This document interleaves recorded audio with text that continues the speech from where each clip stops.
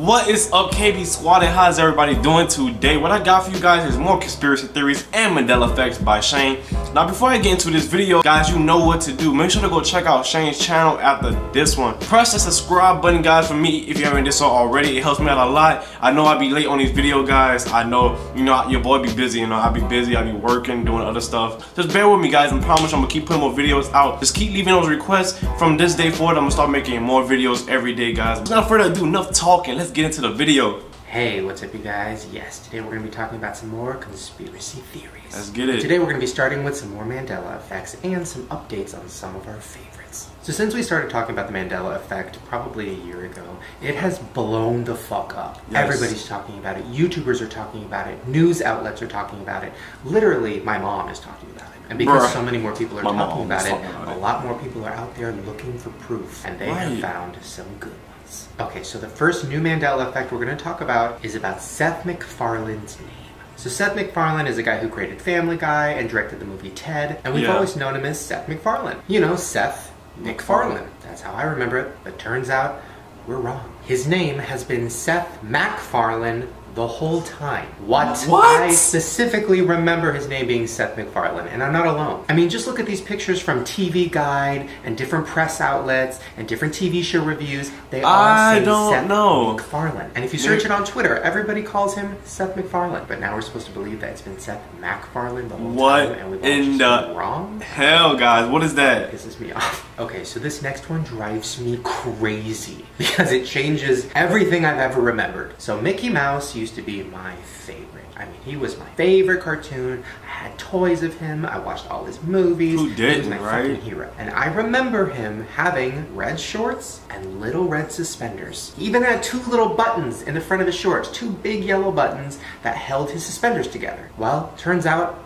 I was fucking wrong. Mickey has never worn suspenders, ever. Just look at all of these pictures of Mickey from throughout the years. Maybe they must have changed it. Suspenders, no suspenders. Just look at this clip from one of his old movies.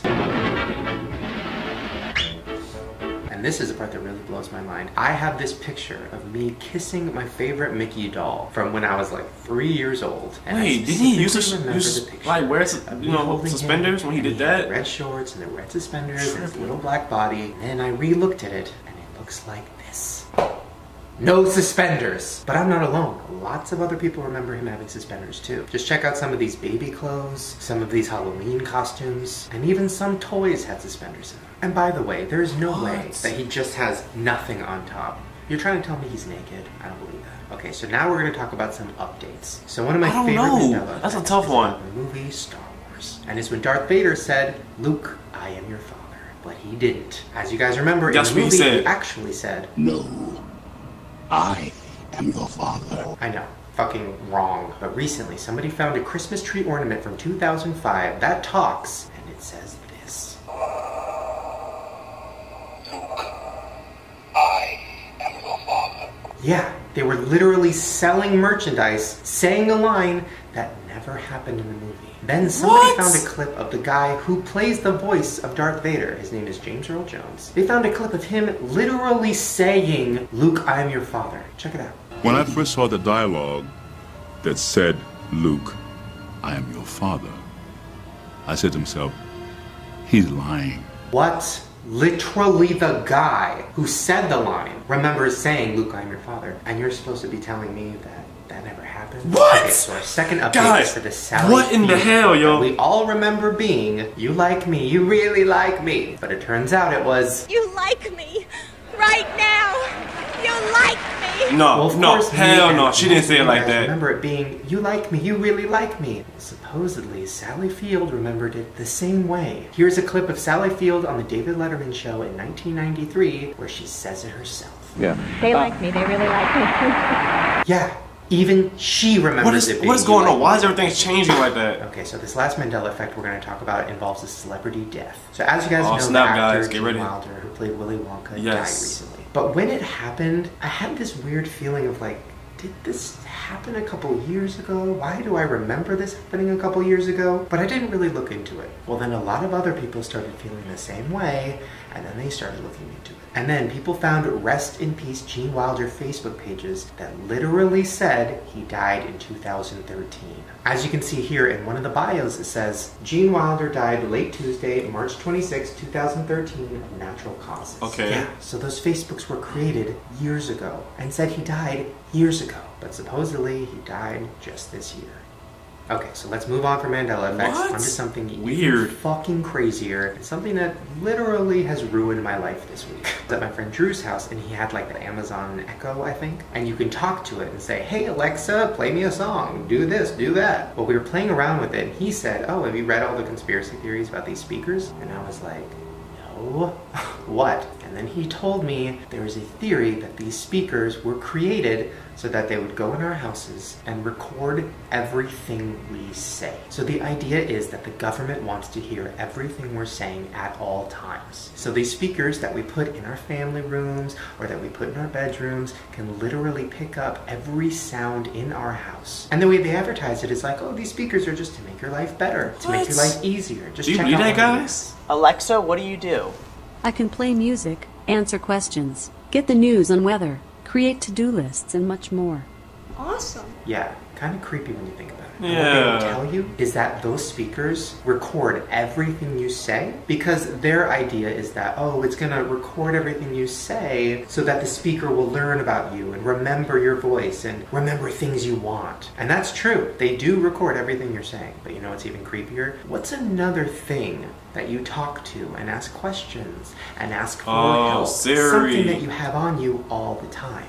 Greetings, the Queen. That was supposed to be creepy. I forgot. I told her to call me the Queen. But anyways, yes. You crazy. Siri is in your pocket all the time. She's with you everywhere, recording literally everything you're saying. Apple even put out this quote confirming that. When you use Siri or diction, the things you say will be recorded and sent to Apple in order to convert what you say into text. All of the data is used to help Siri and diction understand you better and recognize what you say. So they're basically admitting that Siri does record everything you say and use it for her learning abilities, which is bullshit. But there's another theory that your phone is recording everything all the time. Not just when you ask Siri a question, literally all the time. Here, let's just ask Siri ourselves. Siri, are you actually a government spy? No comment. Bro. That's fucking creepy, right? No comment? Let's ask her again. Really, bro? Siri, do you record everything I say? This is about you, not me. Siri, Yo, is everything I say being recorded by you and being sent to the government? Who, me? I mean, listen, bitch is dodging the question. Yeah, she's dodging the questions, bro. Answer the question. It's about the movie Peter Pan. So Peter Pan is about a boy who never wants to grow up and who will find little kids in neighborhoods and take them with him onto this journey to Never Never Land, and there they'll stay young forever. Now there's a theory that this story is actually way more fucked up and a lot darker than it sounds. Well, the theory is that Peter Pan is an angel and he takes the children who have died with him to Never Never Land, and that is heaven, and that is why they never grow up. Yeah. What? So Wendy and those other kids are all fucking dead, and Peter is taking them to heaven. What? Fucking sad. And Shane, don't tell me that, bro. That entire movie to me, and now it for some reason makes a lot more sense. Because the other version, like, why is this random dude in the middle of the night coming into these kids' bedrooms and taking them out of their sleep, taking them to Never Never Land? Well, here is another part of the theory. Supposedly, what actually happened was there's a fire in their house, and the kids all died while they were sleeping. And then after they died, the angel came. Them away. Ugh, I don't know. It gives me the chills. It sounds interesting though. Like it could be the actual story. No, it's just creepy. Okay, so this next conspiracy theory blew my fucking brain, and that is because this is about one of my favorite things of all time, and that is the theory that the Titanic never actually sank. What? Okay, so you guys know how obsessed I am with the movie Titanic. So this fucking really. What movie was 5 stars? I did not want to believe it, but then after I started actually looking at all of the research and all of the proof, I think I do. So the theory is that the company that created the Titanic also had other boats, which is true. And one of their boats was called the Olympic. And supposedly the Olympic had had a couple collisions and was kind of on its last leg. And they didn't want to lose all the money that they were going to lose when the fucking Olympic couldn't go anymore. So before the voyage of the Titanic, they switched ships. So they put the Titanic logo on the Olympic, they put the Olympic logo on the Titanic, and then the boat that left with all those people on it that day was actually the Olympic, and they knew it was gonna sink. And they wanted it to sink so that they could collect insurance money. I know, it sounds crazy, but what? honestly, it's not that far-fetched when you listen to the evidence. Number one, oh my God. Portholes. So on the side of the ship, you can see all the portholes. Well, the Olympic had 16, and the Titanic only had 14. Well, here's a picture of the Titanic on the day that it sailed, and now it has 16. And you know what else has 16? The Olympic. So did they just swap them a few days before the sail? Seems that way. Number two, when James Cameron was going underneath the water to look for the Titanic and look for old pieces of it, he took a bunch of pictures and a bunch of footage, and he got the side of the Titanic. Now when you zoom in really close on the side, you can see a big letter M and letter P. Well, you know what else has the big letters M and P on the side of it? The Olympic.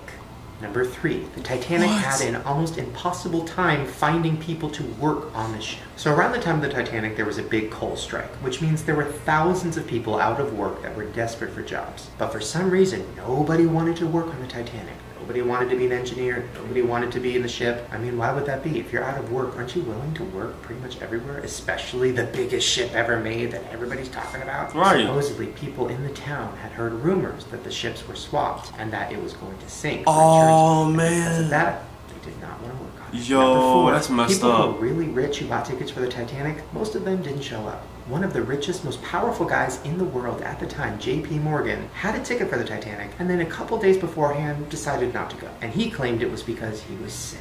Well, then the New York Times spotted him out with his girlfriend, hanging out, having fun, not being sick on the day the Titanic sank. So did he not show up because one of his rich friends that owned the Titanic was like, no, bro, you don't want to do this. We're going to sink that shit and collect some money. Doesn't sound like the craziest thing in the world. And the last piece of evidence is really fucking convincing. A man named James Fenton, who worked on the ship, said on his deathbed, and that the Titanic didn't sink that day, the Olympic did. He said that he survived the sinking of the ship, and then once him and the rest of the crew that survived got on land, people from the government were there. Well, James and his co-worker friend said, hey guys, we know what the fuck you did, we heard all the rumors, we know that we were on the Olympic, and the government people said, if you say one word about this, we will throw you in jail forever. And that's why he never told anybody until the day he died. Yo! I love that boy went out as a savage. It doesn't change anything about that. Like, all those people still lost their lives, and it was 1500 to 1800 did everything. Man. But maybe it should have been called the Olympic. Okay, so our last theory kind of hit home for me. Now, a lot of people say in the comments, Shane, aren't you afraid to talk about like the Illuminati and 9/11 and Mandela effects and all these things? Aren't you afraid that the government's gonna come and fucking kill you through your window? And I usually say, nah, that would never happen. Until now. A man named Max Spears, who is a famous UFOologist, recently died of natural causes. Or did he? What happened? A few days before he died, he sent a text to his mom saying, if anything happens to me, investigate. Now, supposedly, he was about to uncover some really crazy, fucked up shit. And then he just randomly died of natural causes. Not only that, the cops decided that they didn't even need to do an examination on the body. He died of natural causes. Let's just bury him right away. Well, his mom came out and said, no, I think my son was murdered.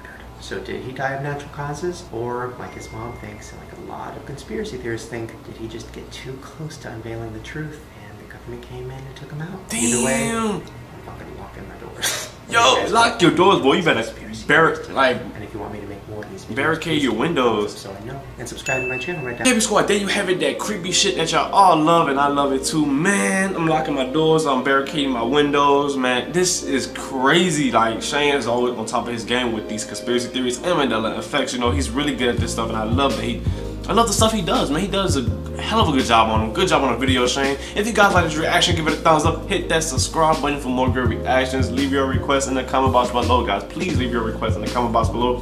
Follow me on my social media, guys. It'll be in the description box below. I love you guys. KB Squad, I am out of here.